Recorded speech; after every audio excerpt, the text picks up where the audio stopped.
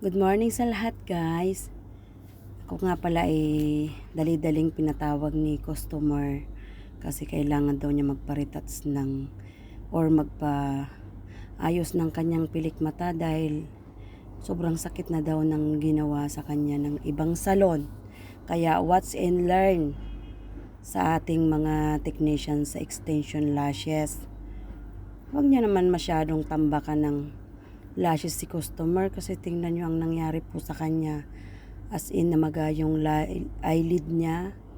Tapos, kung yung nilalagay po kasi nila is mga stick to 5. Hindi lang po 1 by 1 nilalagay sa lashes ni customer. Kaya, no choice ako, ni-remove ko at saka talaga sa akin.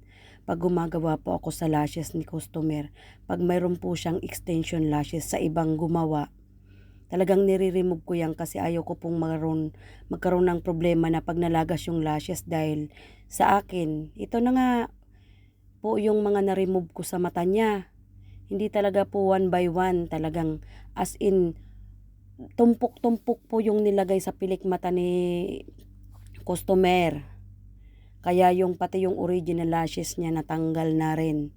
Kaya ayun ang ginawa ko sa kanya. Sabi ko maghila mo siya. Kasi new lashes ang ilalagay ko sa kanya.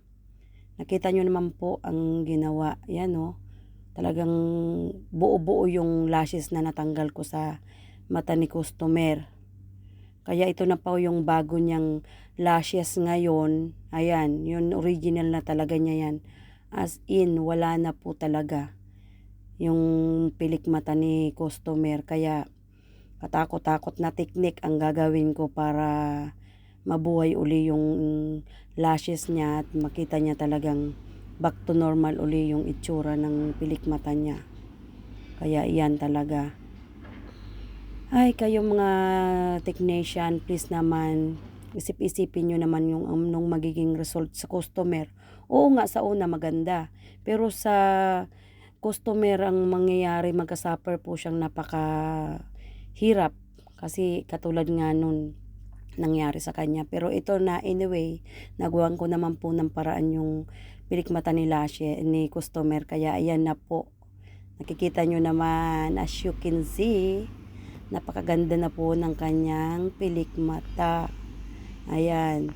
Technique lang po yan, guys. Hindi naman kailangan na ikumpul-kumpul, itumpok-tumpok mo sa pilik mata ni customer para lang maging maganda ang look ng bunga o result ng gagawin mo. Isip lang po, kung technician talagang tunay, magagawa ng paraan yan. Kaya yan sa akin, naipapayo ko lang. Ayaw mo naman kasi ibang lahi. Ay, ayoko ah. Hanggang Pinay lang tayo.